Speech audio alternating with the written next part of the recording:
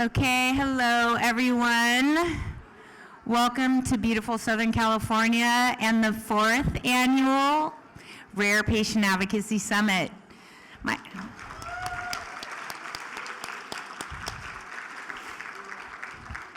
There are quite a few of you who have been here all 4 years, and we are so fortunate to see this continue to grow, the excitement around it continue to grow. And we just want to thank you all again for coming. This is such a special time, I know, for our entire team.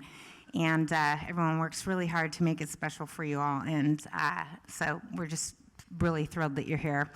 Thank you to all of our sponsors, for the patient advocates that are here. Just make sure when you see someone that you thank them, because it's because of their generosity that we get to have a great program like this. So I am not going to be speaking and rambling on like I normally do. I am bringing up some of our new advocacy team who will be kicking off and emceeing and being part of this entire program. But in true Global Genes fashion, we have to kind of start with something really real and down to earth, and it's a special person's birthday today that many of you know, Kathy O'Connor, and on our team, and so we must sing happy birthday, and I'm not gonna be on the mic for that, okay? Come forward. Okay, 1, 2, 3.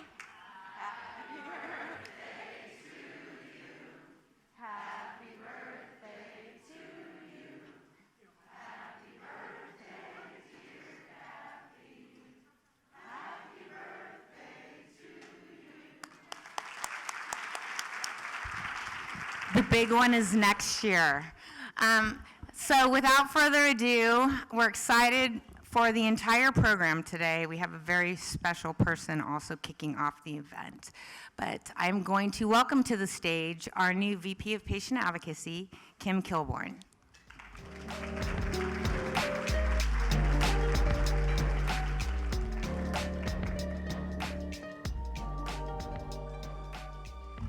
Good morning. So amazing to be here with you today, and thank you so much for coming. I know you've taken time away from your homes, your families, your jobs, your lives, and it's really special, as Nicole said, for you to be here with us today.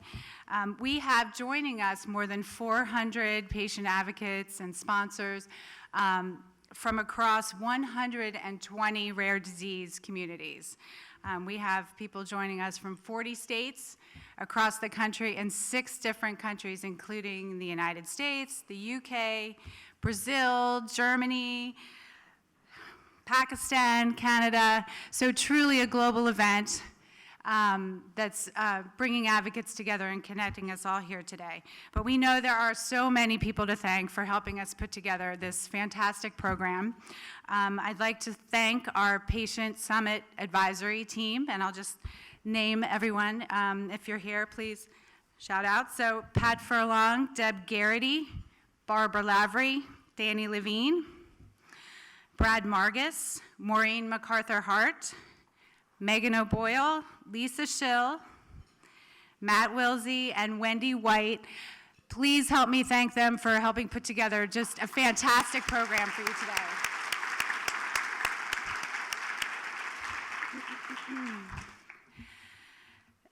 I'd also like to take a few minutes to recognize your advocacy team here at Global Genes, and that's exactly what we are. We are here to support you, to provide resources and tools to help you become even stronger advocates and activists for your disease community. And we are always here to support you. So Carrie Austria on our team, many of you know, she's our advocacy manager. She handles our meetups programs, works with our Foundation Alliance and our advocacy leaders. So please welcome, or just say hi, Carrie Austria. Woohoo! That's exactly right. So I'd also like to introduce Lisa Schill. She is one of our Meetups ambassadors. She's a parent advocate like Carrie. She also works with many of our programs, including our Foundation Alliance as well. So please welcome Lisa Schill. Good morning. And I'd also like to introduce the newest member of our advocacy team, Amanda Knitter. She joined us just 2 weeks ago and has jumped right in and been hugely helpful. So please meet Amanda.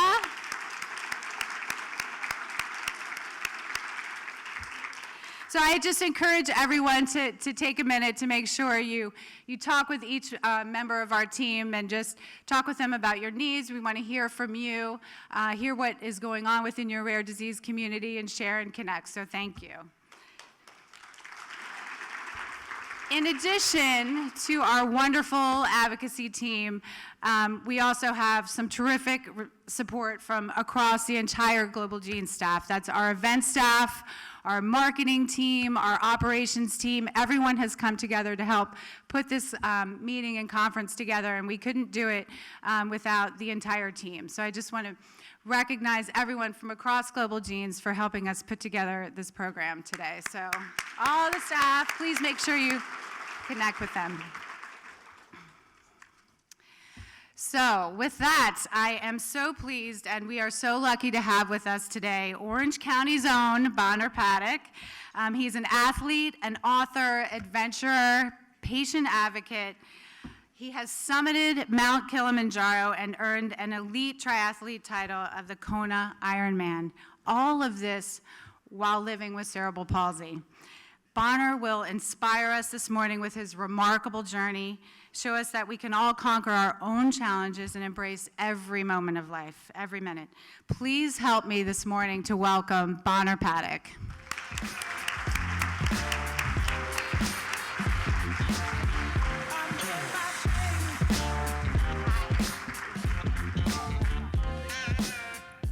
Good morning. How's everybody doing? I had the honor of being the opening keynote at CRN, which, if I get it correctly, is Cystinosis Research Network, which is one of the rare diseases that's in this room today. So it was mind-blowing. I obviously have a disability. I don't fight for my life every day.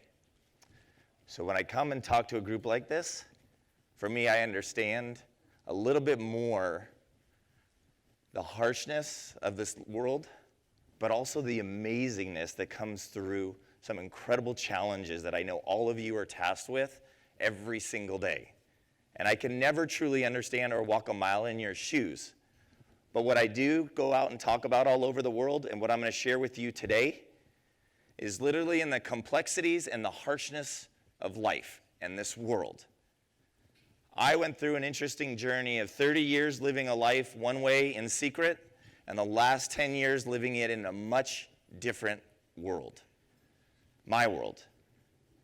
At the end of the day, I am going to share with you the 5 things that I have learned in this journey of my life that will actually relate to all of yours as an individual and also into your worlds. These are the 5 things that every day, with the complexities and the challenges we have, we often forget about all 5. And if we can incorporate all these 5 into each of our daily lives, I am an example of what I believe life is about. Understanding the gift that I've been given to be here today and the honor to talk with you. But ultimately, I talk about these things called my legs that I was ashamed to have, and to not talk about my disability for 30 years. It's powerful. Something that grows darker every day when you don't talk about stuff. And through stripping it away, I learned and met some of the most amazing people. And the CRN actually tops my list. It's powerful to see these kids. And then meet someone that made it to 50. I never thought 50 would be an accomplishment. But understanding and meeting Mac, it blew my mind. So today we strip all that complexities away that you deal with every day. And for the next 30 or so minutes, hopefully you can just relax, be honest with yourself, and institute or see how each of these things can relate into your world, because they all do. I promise you that. Ask the people from CRN, ask anybody that I've ever got up here and had the honor of talking to. If you're open and honest with yourself, all of this stuff will relate to you. Yes, Sean White will relate to you. An amazing guy that I got to know pretty well named John Wooden. And we're going to talk about ninjas with lightsabers. See, this talk just got real interesting, didn't it? At the end of the day, she gave me a very nice intro, and I'm very appreciative of this. But to give you a little bit more background of why I guess maybe I'm bestowed this honor to talk to all of you today, This video was created by Oakley and NBC Sports. I don't think I can do it. I can see that I have thousands of feet to go. I don't have anything in the tank. I mean, I have less than nothing. Who sets our limits? Some believe that certain individuals are born with limitations. But for Bonner Paddock, a limitation is an invitation to overcome. For 30 years, I was ashamed of having cerebral palsy. I just wanted to be normal. A lot of these kids that are in our centers, they do not have the opportunity to talk or walk. So I feel I've been given a gift. Bonner's gift soon developed from walking to running full marathons, which is where he met a very special boy named Jake. Jake was a little boy that had CP. I got the call that he had died in his sleep. I just told myself right then and there that I was going to do everything in the rest of my life, that this would never happen to another kid. Determined to surpass his limitations and inspire others to challenge theirs, Bonner set his sights on conquering the tallest freestanding mountain in the world, Mount Kilimanjaro. I'll go climb this mountain. I'll make it. And I'll do it for all of them, but yeah, I'll think of Jacob Hurst. The mountain is just endless. 4,000 feet tonight. I don't see how there's any way I'm making it to the top if I'm this tired already. I'm trying to compensate for the damaged tendons in my ankles. They're causing a lot of pain. What if it's too much for me to handle? Bonner's mission to climb Kilimanjaro raised $250,000 and ignited a movement. After the climb, Bonner founded the OM Foundation. Its mission, to give children with disabilities a future filled with hope, achievements, and opportunity. Ashley is an amazing girl that has cerebral palsy. She was born and confined to a wheelchair. A center that would allow you to get comprehensive care for these children could make a difference between somebody becoming wheelchair-bound or somebody being able to walk. Bringing all the services to a one-stop shop so that they can get everything that they need every day instead of getting it once a week. My friends adore you. They love you. Really? They want to be like you. Bonner wasn't even close to finished. In an effort to raise $1 million, he began an intense 2-year training program. His goal was to develop the strength needed to compete in an event that challenges even the most fit of athletes, the Ironman Triathlon. Some of the biggest concerns for Ironman is fluids are very difficult to get into the muscles, cramping, spasming of the muscles. Trying to pedal a bike and run a marathon while they spasm. I don't know, man. What's getting you through? It's the kids. I mean, it's Jakey, and that boy lives inside of my heart, man. And no problem going through a day of hell for them. If it gives them hope, I'll go run through walls for them. I don't want to let them down. I know they'd be happy, but something about finishing that just sounds so much better.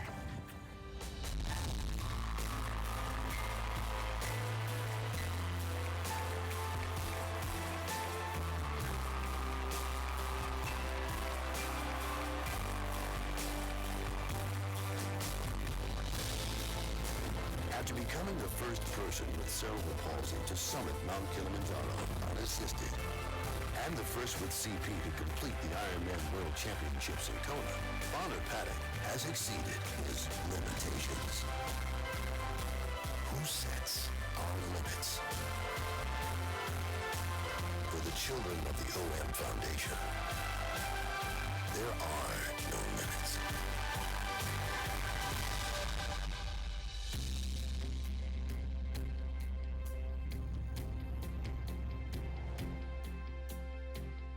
So, the 5 things I'm talking about today are the 5 limits that many of us put on ourselves. And then when I started digging in and looking at myself after the documentary was made, I was actually really ashamed by one thing and primarily, and it's always my lead off because it's one thing 100% controlled by us individually. That is our attitude.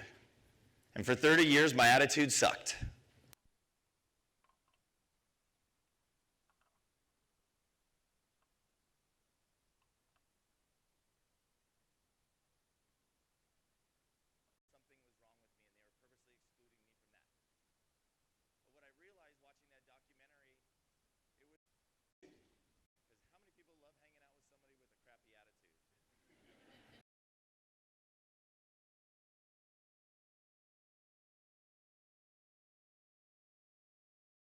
Sometimes I unfortunately get crappy moments.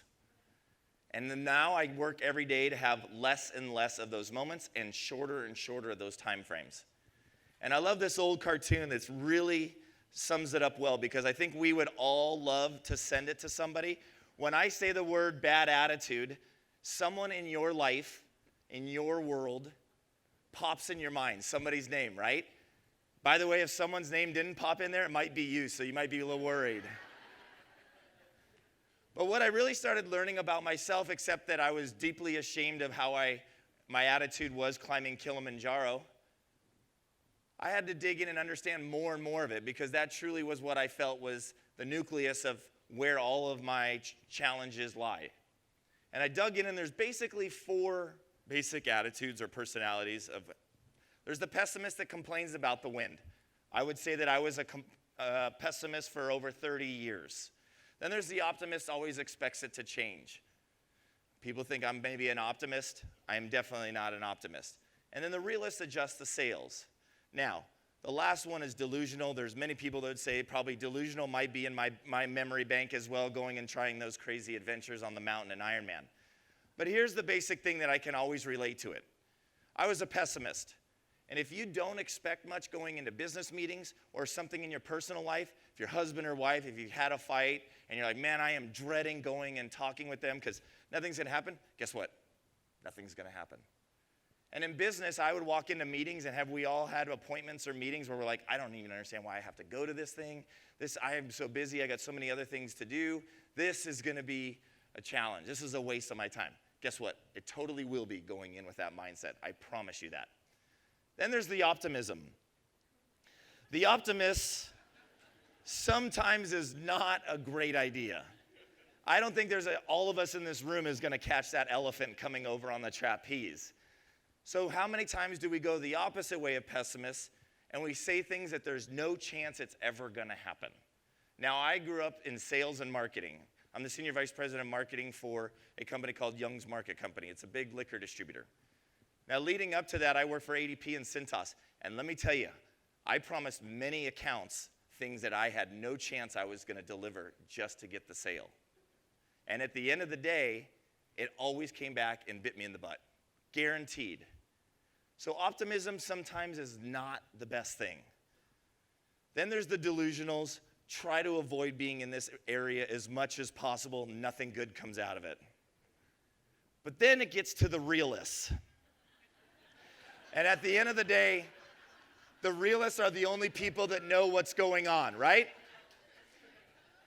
Now, I told you we're not going to be talking about rocket science up here. You guys get to talk about that for the rest of the conference, stuff that's so far out of my intellect. I'm going to let the pros talk about that. But let's go left to right. This is our first test. I'm half full. Who is that? What personality is that? Optimist. I'm half empty. Who's that? Right. I think this is piss. The realists really know what's going on in life. But when I started digging into it deeper and actually talking to people that are professionals, I realized, and what they told me in articles that I've read, is that we all have bits and pieces of all 4. Of course, it equals 100%. But you have to be honest with yourself and find out, where are you in this grid right now, today? In your life, are you a pessimist, greater percentage of a pessimist? Are you a greater realist? Are you greater delusional? Or everything in between? And what I learned is you want to move to the upper right quadrant. And I call it a realist with a side of optimism. I am preaching to the choir on this in this room. You guys all understand the brutality of what life can give you. But being a realist and knowing that that could happen at any juncture, as you all know in this room, and having a side of optimism that you are going to get out of this and you are going to rise above whatever challenge comes to you is truly the one thing at the end of the day that you can control. So with my terrible computer skills, a realist with a side of optimism looks like this. I think it's piss, but hopefully not. So when you guys sometimes have that cup and you get it and you know that's what's in there, always know that there's a way out if you want to believe in it. And the reason I understood that is because of this thing. Now this one should be pretty easy with a lot of science people and pharma companies in here. Skull and crossbones in science means what? Poison or danger, right? So what they teach you in class is when you get poison on your hands in science lab, that's why you got the wet sinks, because what do you do with the poison when it gets on your hands? Wash your hands, right? Well, I learned about a word as soon as you insert it in front of poison that still lives to this day everywhere. Emotional poison. Emotional poison is the most toxic poison on this earth because this world has a lot of it. Emotional poison is gossip. Emotional poison is insecurities that we say things to others. My mom is full of emotional poison. She is. That is a true fact. She has never apologized for anything in her life. She has never been wrong. Growing up with that is a very interesting world to live in. Her insecurity is being alone. She went through a challenging divorce, and that's what happened. That came to us as kids. I went to school, I got teased for walking funny. What did I do? I turned and teased other kids. What I learned is I can break that cycle of emotional poison. If you know you are going to encounter somebody with a bad attitude, and you will every day, because this world is full of them, and you can mentally wash your hands of all the poison that they just passed to you and not pass it on to somebody else, we break a simple cycle that exists so strong in our culture today. It absolutely changes how you feel about yourself, how your day potentially goes, and other people that hear it. So imagine if you can stop passing that. And what I'm trying to learn is to stop pass it like I did as a kid. And looking through it, it's called payment terms. And every day when you wake up, try it for a week. At the end of the day, you have the opportunity to say one thing. I'm going to have a good attitude today. Not a good day, not a great day, but a good attitude. Because at the end of the day, and I have spoken to Fortune 50 CEOs, to prison inmates of the worst kind, and everything in between, and they all 100% agree that you control your attitude. It is the one thing in life that you have 100% control. That is your choice.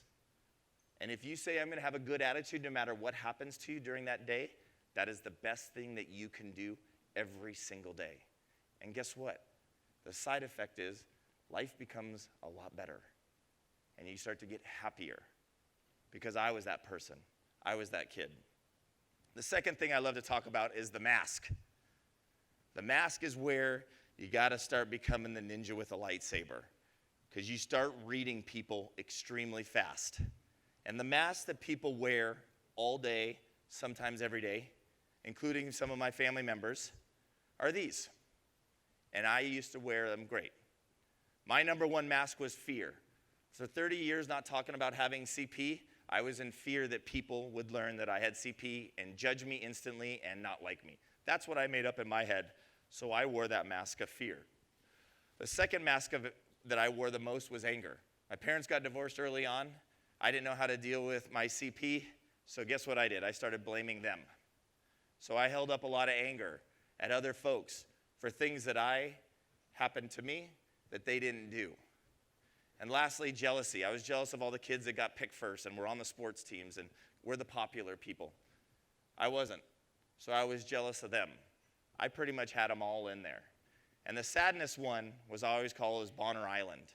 We all put ourselves on our own island sometimes, and it's called a pity party for one, right? We all do it. And sadness is a mask, and I get the most questions from this slide about why is sadness a mask? because you're lowering yourself to feeling like somebody else that you love or someone else that you've encountered. You've lowered yourself in terms of their feelings of sadness. But if you have compassion and you stand strong and let them know that you love them and you help pick them up, guess what? Bigger, better ball game of happiness. Because then you're not in the pit with them of sadness. It's hard to get out of the pit when you're in the pit with them. So have compassion, have humility, but ultimately don't have sadness. So that's a better explanation. I hope that makes sense in terms of the sadness one, because that is a very hard mask to really, really understand. What I basically look at fear, because that's my number one mask, is I look at it as a faucet. And each day I just try to turn it off a little bit more and fear even less things in life. I no longer fear that people know I have cerebral palsy. I understand it's a gift.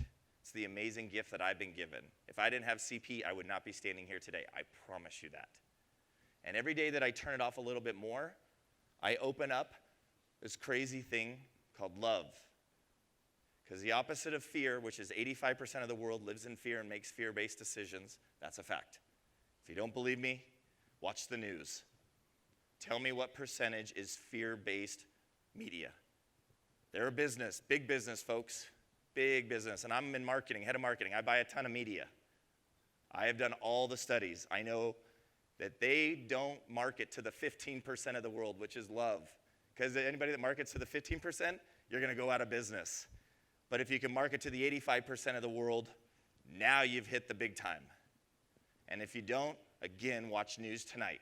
And it's going to be full of everything from ISIS to Syria to you name it, murders, economy may crash at any second. And as soon as you started opening the heart of love, which is my example, I'm a prime example of that. 100% fear-based, moving a lot more to love and a lot more to happiness. And I became, instead of an empty railroad track, all of us have the potential to have the locomotive awaken inside you. And the last 10 years of my life is that locomotive. And it keeps getting bigger. And I can't wait till it gets so long that you can't even see the end of it. But I've learned that the one thing that we all share is the brain. The brain is the thing that leads us to becoming the locomotive, not my legs. Not to the kids and people and the families that I've met that don't have any legs or can't walk or talk. It's this thing. This is the most powerful locomotive on earth, is our mind. Know that. And don't be on this side is fear-based, making empty decisions. You all have that potential to be the locomotive through 3 simple steps that I learned, but very difficult to do. The true way to love yourself is who you have to focus on first. You can't love anybody else more than you love yourself. It's impossible. It's like having a formula just for somebody else, but you don't have it for yourself. Not true. You cannot. You can pretend, but you cannot love somebody more than you love yourself. So you have to start with yourself by truly listening to yourself, but by ultimately respecting yourself. And when I thought I was the optimistic and making these promises I couldn't deliver sales, I wasn't respecting myself. And I always use the gauge, would you be proud to tell your kids or your parents of a decision that you made? And that's a great barometer, no matter who you are and where you are in your journey. That's who you can basically trust. The third thing I love to always talk about is it's about me. The thing that I always thought was the opposite. I always hoped other people would like me. I would do other things that I thought other people would like me. I live here. I live in Laguna Beach. Not a bad place to live. It's also probably the capital of keeping up with the Joneses and the Smiths. Making purchases that you may think make you look better, but it's not truly something you want or need. And it's full of it here. Because people think that that's what will make them happy, that will make them cool. I'll get a little bit deeper into that. But in order to get off Bonner Island, because we've all at one juncture felt alone in our lives.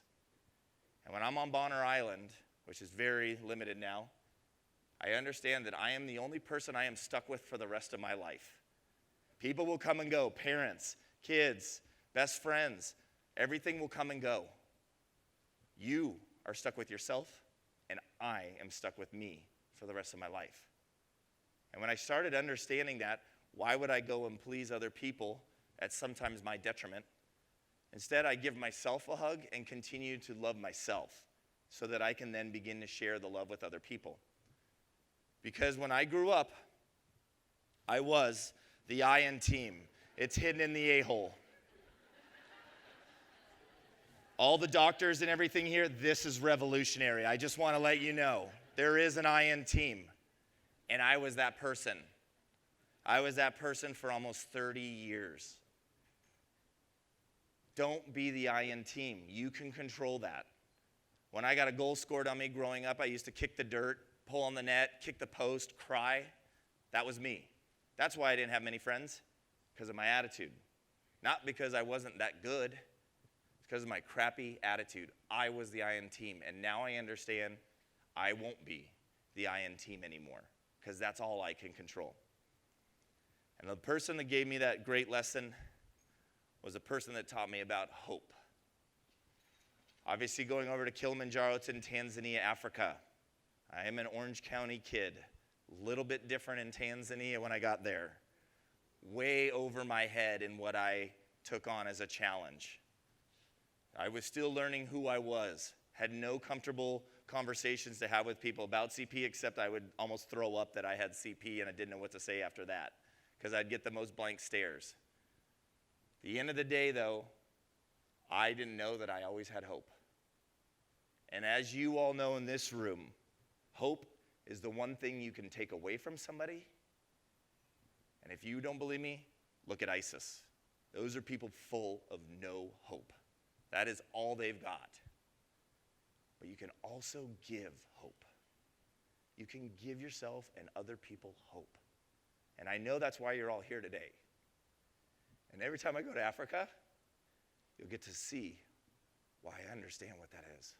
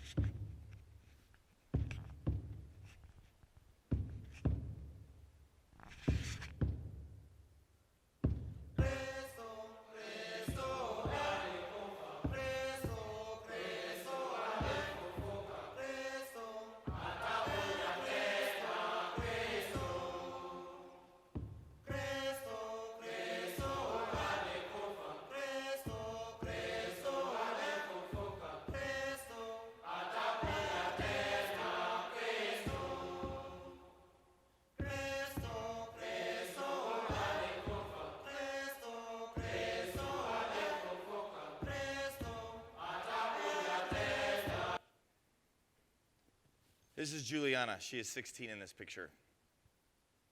We did not ask her to kneel down for this picture. She has spent 16 years walking on her knees just to live. And this is the woman that's changed my life. Because I used to curse these things called legs. I used to hate them. I was ashamed of them. And then I meet somebody here who doesn't have use of them, to the point that she lives in a very remote part of Tanzania. And those are what her legs look like the day before her surgery. Obviously, you can see exactly why she walks on her knees. Her right leg is growing out of her hamstring. Her left is obviously unusable as is. The only patient we've ever flown over here to the United States to, right here at Children's Hospital Orange County, was Juliana, to do the double amputation. And then we started doing the custom prosthetic fittings. And I started understanding something when I asked her, how do you never lose hope? And how do you continue to give that every day? You know what she told me? Through your smile. It's something that's free, and you can share it with anybody if you want. And that, for her, was her hope, was to share her smile. Blew my mind that the kid that young and that poor understood that. And as you go through, there it is again. And if I go back 4 slides to the day before and her at the school, she still had that smile. And it was something that I didn't share with enough people. And it's something that we all can share with each other. That is hope. That is love. That is free. Don't lose yours. Because the first person to walk in our center was Juliana. With her awesome kicks.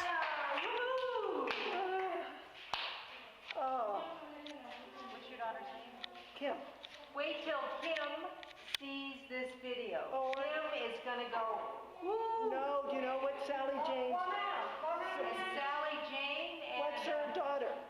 Oh, Bailey. At the end of the day, I understood that smiles and hugs are free.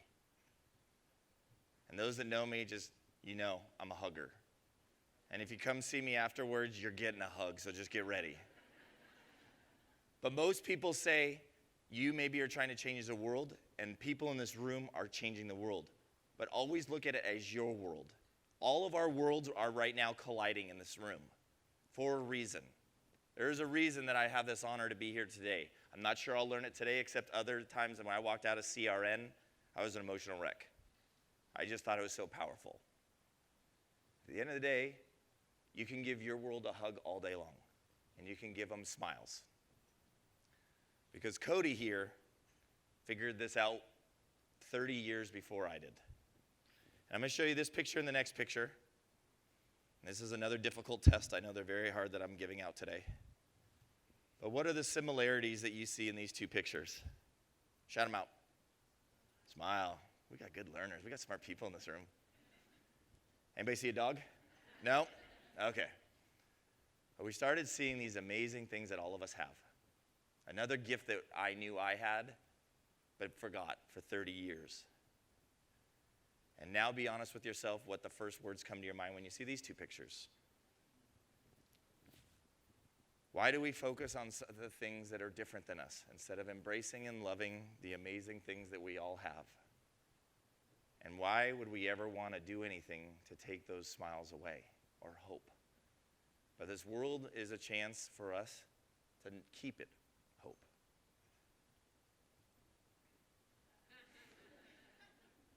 Sometimes it's about a little laugh, a little smile, because we know how challenging life can be. The fourth thing I love to talk about is word to Big Bird. We all know, we all watch Sesame Street for the most part in this room, I'm guessing. Big Bird's the voice of reason. Not all of us have a voice of reason. The kids, when they had a problem, they'd go sit on the stairs. Big Bird would kind of talk with them, help them through whatever problem it was, and then they'd be a lot happier and move on. That seems to be the general storyline of what Big Bird did during Sesame Street. Not all of us have a Big Bird. I really didn't have one because I chose to alienate myself from a lot of people. But what I did learn is when I alienated myself and made some words that came out of my mouth, they ended up handcuffing me, which is what, again, gets you into the fear-based world. Or if you love and think sometimes before that emotional poison comes out and stop it from coming out, all of a sudden, the handcuffs are off us. And when you can be honest with people, but share it in a great way and not be overly optimistic or rude, it makes a huge difference in everybody's day, including yours. Because I used to thought winning was everything, because that's what I thought would make me cool, what people would like. But I wake up every day and I'm super competitive, but I won't win at all costs. I won't. And this is where Mr. John Wooden comes in, because he taught me that. Vince Lombardi is the second best coach ever. John Wooden by far, because he taught his players about life. Not just about basketball, but about life. And all of us can teach each other in our worlds about life, not just something specific. This thing that we have here, my brain, I have spastic diplegia cerebral palsy, for those that do know a lot about CP. So the lower half of my body is affected. The umbilical cord was wrapped around my neck and the birth canal, which obviously starts cutting off circulation in the birth canal, which then random parts of your brain die.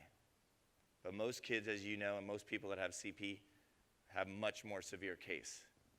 Somehow my mind figured out to work its way around those areas better than others.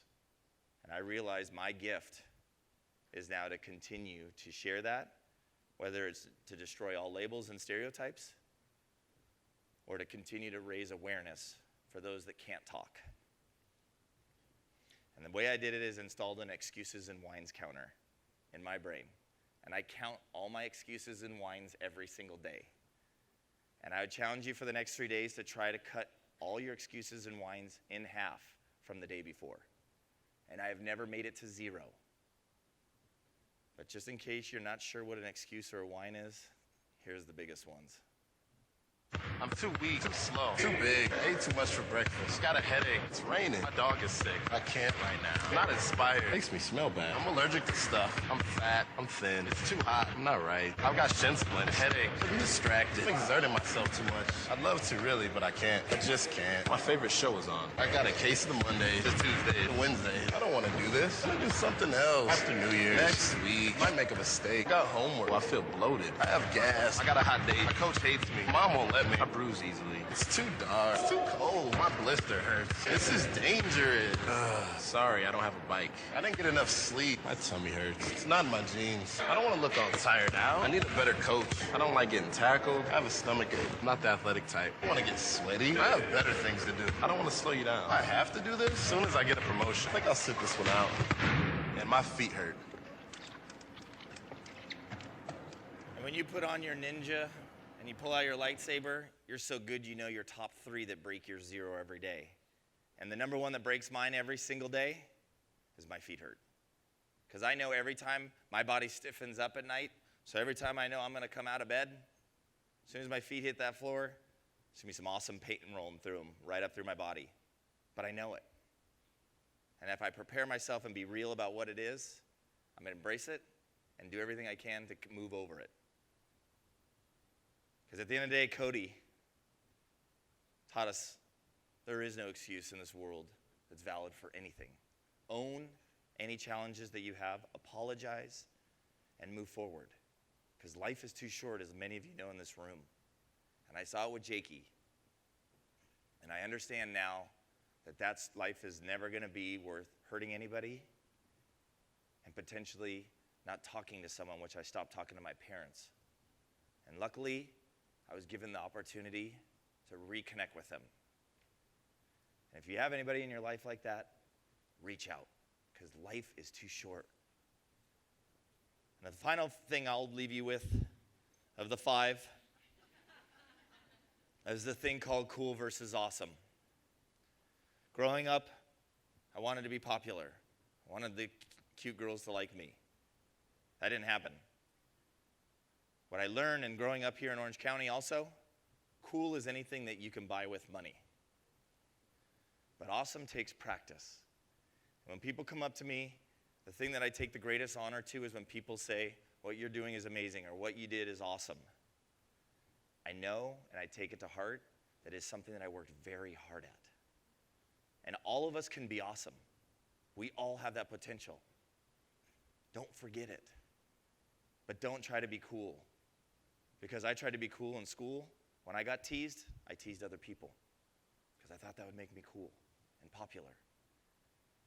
And they are the ones that always keep me in check. And they being Oakley. Because I stand here today as an Oakley athlete. Crazy. What's even more powerful that they taught me is they said after the Kilimanjaro that they were going to come out with my own signature eyewear. Yes, me. And they also said that we're the only athlete, that you are the only athlete that we have that has started their own foundation and funds 100% of it out of his own pocket. So we are going to do the first thing ever, and that is give 100% of the proceeds from your eyewear to you, to your foundation. Lance Armstrong only got 10%.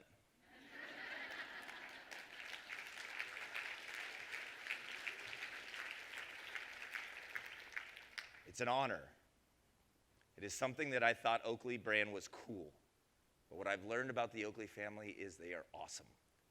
Because when we unveiled this eyewear, and up popped this huge guy with me who I owe everything to at Oakley, who signed me in 2008, saw something in me before I knew what I was capable of.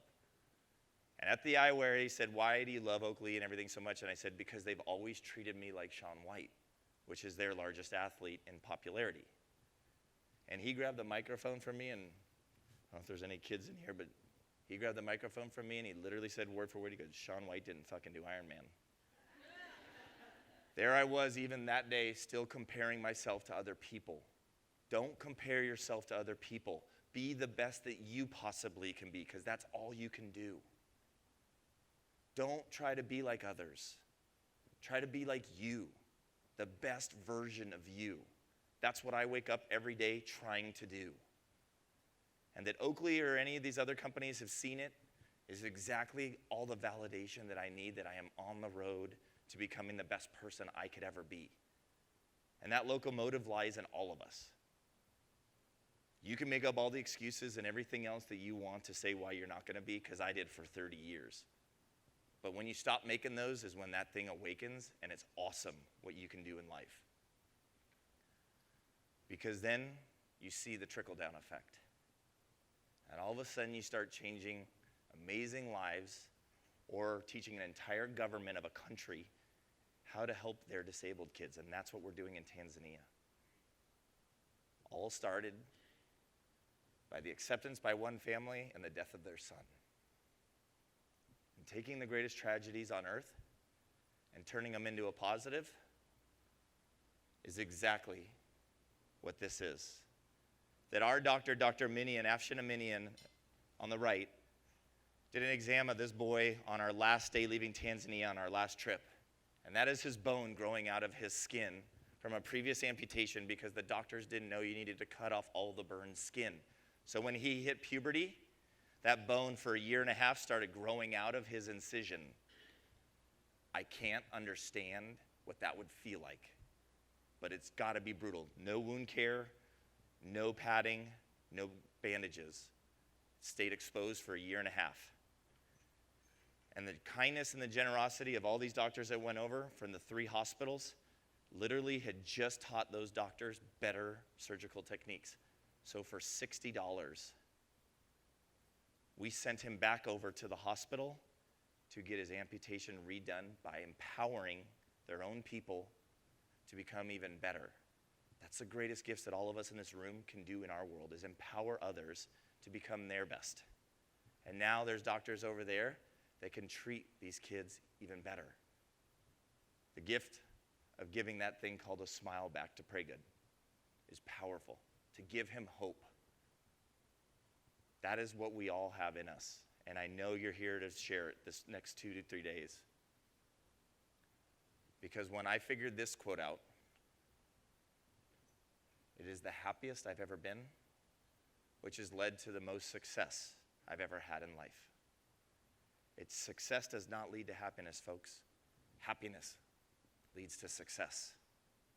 And when you take money out of the equation and you give it to the people that you're most passionate about helping, selfishly, it is the greatest drug I've ever had. It's amazing. It's awesome. It's what life is all about. And I use this whole thing to continue to motivate myself to make sure that anything that I enjoy or want, that I truly want or enjoy it. And not buy it because I'm hoping people will like me, because that's what I used to do. So with that being said, and me running drastically out of time, I'm going to skip through the video, which is just a motivational video. And people always ask what's next. So in 60 seconds, I'm going to do my best to talk about Team Jake. Because I know all of you have dealt with probably sudden deaths, understanding what this conference is about. I am preaching to the choir. But I share the one story of Jakey's family because that happened suddenly when he was 4.5 years old. And what they did is they formed Team Jake. And they go back to the Orange County Marathon every year. Because Steve and I ran that race that day. And that night at home in his sleep is when Jakey died. But I don't think there's a greater tragedy on this earth than having your son or daughter die. There is nothing worse, I don't think. And that they come back and form Team Jake every year and accept all people going through, it gives people hope, gets them to smile, gets them out of the house.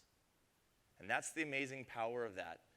And this gentleman, you got to look him up, but Peter Ome still has the world record at the Orange County Marathon, or the course record. He came up and talked to him for 2 hours. They didn't know him. He smelled really bad. He didn't barely even speak English. And he turned because Steve accepted him just as he is. He turned and said, I run for Team Jake tomorrow, and I win. And 11 minutes before anybody else crosses the finish line, Peter Ome ran and won for someone that couldn't run. Jake. That's the power of love and acceptance for who we are as people. And I'm going to skip through a couple things to just leave you with this. Labels aren't for people. Tear them off. They're for prescription meds, cans, everything else. But at the end of the day, a book came out in March about my life, about all my mistakes, but ultimately about the journey of learning to believe in myself. And basically, the honor that they've bestowed upon me today is they have bought books for people. So those that would like a copy of this book, you are free to have one outside the hall. I will sign as many as I can before, unfortunately, I have to leave at 10. But it's my gift. No matter what you're doing in your life, I hope you'll enjoy it and share with those folks that maybe need it, because it's truly been the therapy for me. Thank you very much. Don't drag it out. Leave me here.